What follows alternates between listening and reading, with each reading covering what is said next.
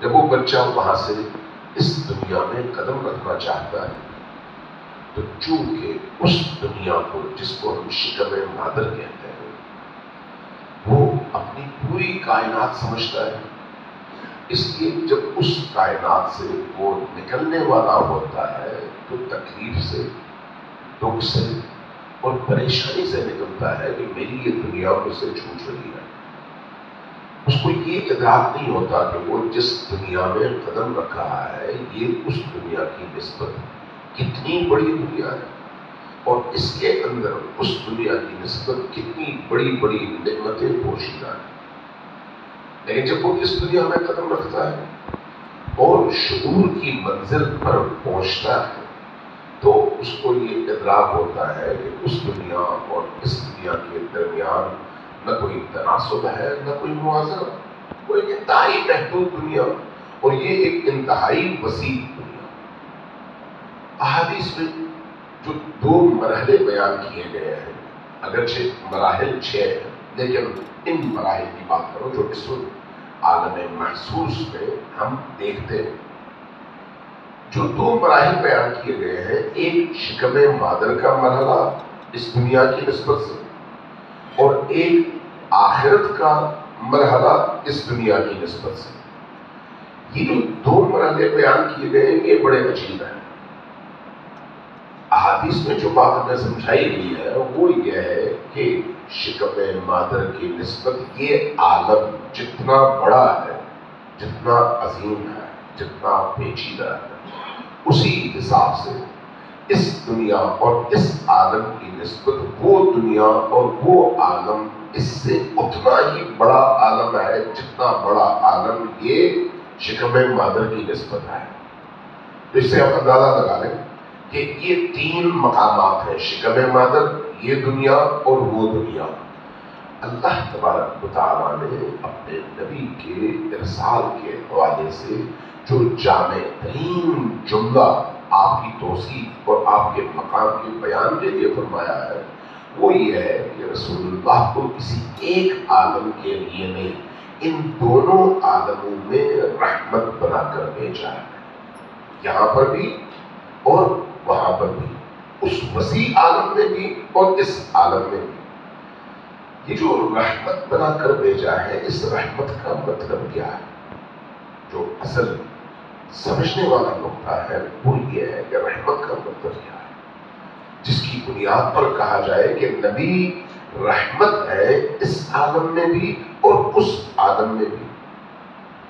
نبی کریم کے اوصاف ہم عام طور پر اپنی نعتوں میں، اپنی منقبتوں میں، اپنے نعتیہ شاعری کے اندر نبی کے زلفوں کی تعریف پڑھتے ہیں، نبی کے ناک نشے کی تعریف پڑھتے ہیں، نبی کے قد قامت کی تعریف پڑھتے ہیں، سنتے ہیں اور اس سے ایک وجدانی کیفیت حاصل کرتے ہیں، ایک ایسی وجدانی کیفیت جس کا تعلق عقیدت سے ہے۔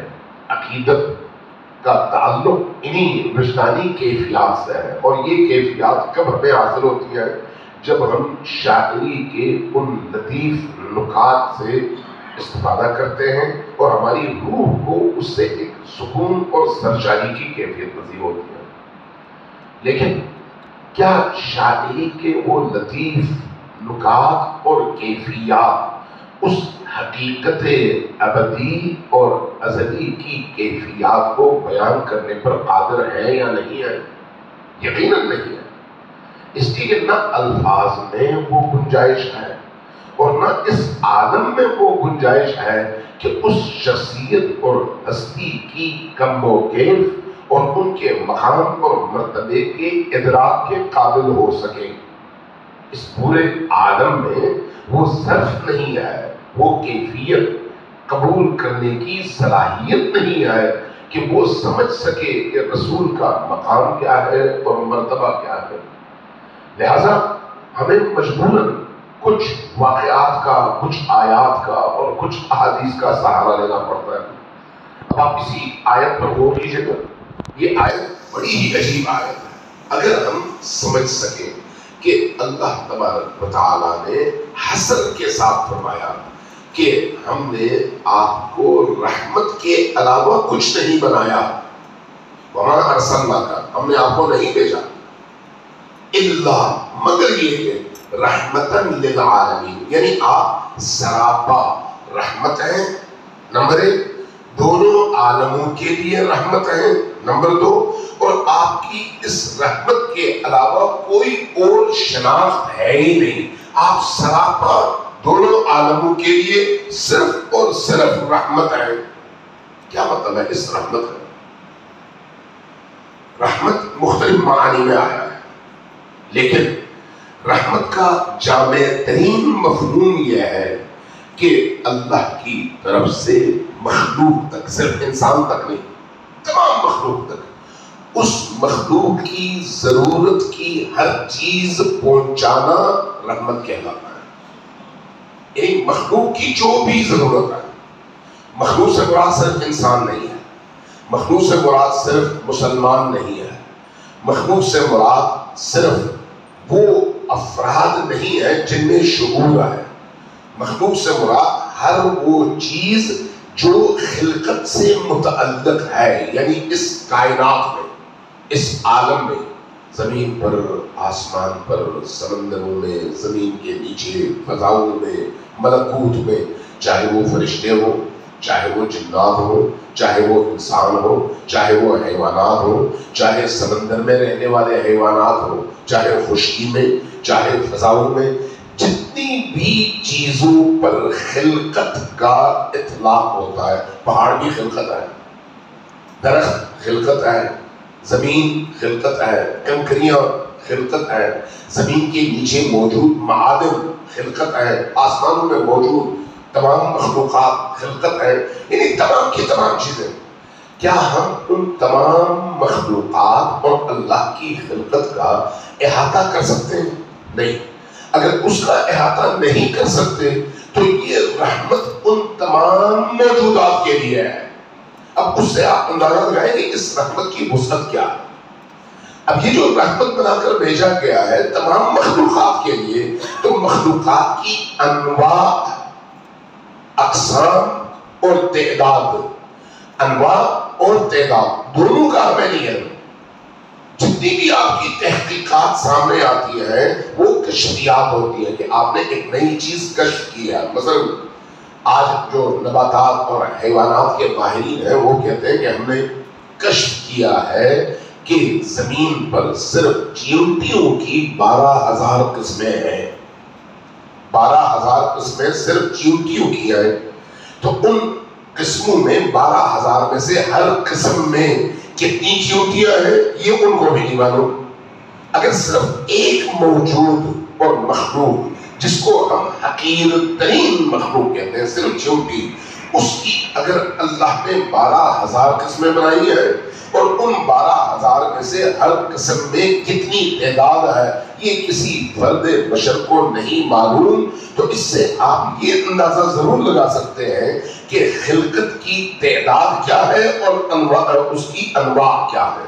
اندازہ ہو سکتا ہے کہ ہمارے حد و حصر اور ہماری گنجائش فکر سے باہر کی چیز ہے۔ صرف چیونٹیوں کی یہ صورتحال ہے، باقی پرندے، باقی کیڑے مکوڑے، باقی موجودات، باقی مخلوقات تو بہت دور کی بات ہے، صرف چیونٹیوں کی یہ صورتحال ہے۔ اگر ایسا ہے تو پھر اس عالم میں موجود تمام مخلوقات تک اللہ کی طرف سے اس کی زندگی کی تمام ضرورتوں کے پہنچانے کا نام ہے رحمت۔ اب ذرا آپ اندازہ لگا سکتے ہیں کہ اس رحمت کا مطلب کیا ہے؟ جن بچوں کو ذرا نیند آ رہی ہے وہ ذرا اونچی آواز سے سلام بھیجے گا محمد علی محمد۔ صلی علی محمد وآل محمد۔ ایک دفعہ پھر ذرا سب مل کر سلام علی محمد۔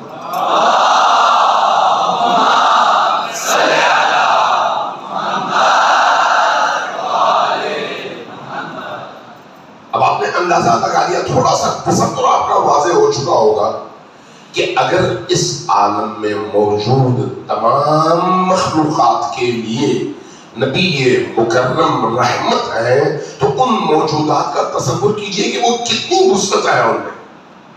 اب اگر نبی کریم ان کے لیے رحمت ہے تو رحمت کا مطلب کیا ہے؟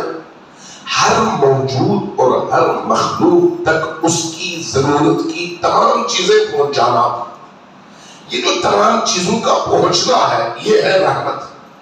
اب اللہ کو پہچاننے کی ضرورت ہے کہ اللہ کس طرح سے اپنی مخلوق تک یہ ساری چیزیں پہنچا رہا ہے، اور نبی کو رحمت کہہ رہا ہے۔ رحمت بھی اس عالم اور اس عالم دونوں کے لیے، ذرا غور لیجیے گا، بچوں کے لیے بھی اور خصوصاً بڑوں کے لیے۔ اللہ تبارک و تعالیٰ کے نام ہے 100 اسماء الحسنی جس کو آپ کہتے ہیں، ان میں سے ایک اس کا ذاتی نام ہے جس کو ہم کہتے ہیں اللہ، اور باقی نام صفاتی ہیں جو 99 ہیں۔ ان 99 صفاتی ناموں کا فلسفہ کیا ہے؟ اس عالم کون و مکان، اس عالم امکان ہے، جو کچھ مخلوق تک پہنچتا ہے وہ ان صفاتی ناموں کے ذریعے سے پہنچتا ہے۔ اگر اللہ رازق ہے تو مخلوق کا رزق اس کی رازقیت کے طفیل اس تک پہنچتا ہے۔ اگر اللہ خالق ہے تو مخلوق کی خلقت کا تعلق اس کی اسی صفت خالقیت سے ہے، اور اس صفت خالقیت کے اظہار کا نام خلق ہے۔ اگر وہ سمیع ہے، سننے والا، تو یہ جو مخلوق سننے کی صلاحیت رکھتی ہے، یہ صلاحیت اس صفت سمیعیت یا سمیع ہونے کا نتیجہ ہے کہ مخلوق سننے کی صلاحیت وہاں سے حاصل کرتی ہے۔ اس طرح سے جتنے بھی اللہ کے اسماء ہیں، ان تمام اسماء پر غور کریں، مخلوق کو جو کچھ بھی عطا ہوتا ہے انہی اسماء صفات خداوندی کے ذریعے سے عطا ہوتا ہے۔ اب یہ جو اسماء یہ 99 ہیں، اور عام طور پر آپ اسماء حسنی ان کو کہتے ہیں، لیکن ان تمام اسماء میں وہ اسماء ایسے ہیں جن کی طرف باقی تمام اسماء کی برگشت ہے۔ یعنی اگر وہ رازق ہے اور رزق دیتا ہے تو اس کی وجہ وہ 2 صفات ہیں۔ اگر وہ سمیع ہے اور سماعت دیتا ہے تو اس کی وجہ وہ 2 صفات ہیں۔ اگر وہ ستار ہے اور انسانوں کی تمام چیزوں کو چھپاتا ہے تو اس ستاریت کی وجہ وہ 2 صفات ہیں۔ اگر وہ رزاق ہے اور رزق پہنچاتا ہے تو اس کی رزاقیت کی وجہ وہ 2 صفات ہیں۔ وہ 2 صفات کون سے ہیں؟ جن کی طرف باقی تمام صفات کی برگشت ہے، وہ ہے صفت رحمان اور صفت رحیم۔ یہ جو 2 صفات ہیں، صفت رحمان اور صفت رحیم، ان 2 صفات کا مبدا اور مرکز کیا ہے؟ رحمت۔ یعنی چونکہ وہ صاحب رحمت ہے اس لیے رحمان ہے، چونکہ وہ صاحب رحمت ہے اس لیے رحیم ہے۔ ان 2 صفات کی وجہ سے وہ تمام مخلوقات کو ان کی ضرورتیں پہنچاتا ہے۔ اگر یہ 2 صفات نہ ہو تو اس کائنات میں کچھ نہ ہو، کچھ بھی نہ ہو۔ جو کچھ بھی ہے ان موجودات کے وجود کی بنیاد یہ 2 صفات ہیں جن کی برگشت ہوتی ہے صفت رحمت کے طرف۔ یہ جو آپ ہاتھ ہلاتے ہیں، یہ جو آپ کھاتے ہیں، یہ جو آپ لوگوں سے محبت سے بات کرتے ہیں، یہ جو آپ محنت کرتے ہیں، یہ جو والدین صبح سے شام تک محنت کر کے پیسہ کما کر لا کر اپنی بیوی اور بچوں کو پالتے ہیں، یہ جو ماں اپنی پوری زندگی بچوں کی تربیت پر وقف کرتی ہے اور اپنا سارا آرام، چین، سکھ قربان کر کے اپنے بچوں پر اپنی زندگی کی قیمتی ترین متاع فدا کرتی ہے، ان تمام کی بنیادی وجہ اس کا وہ رحمت ہے جو اس کے اندر اسی صفت رحمت خدا کی وجہ سے منتقل ہوئی ہے۔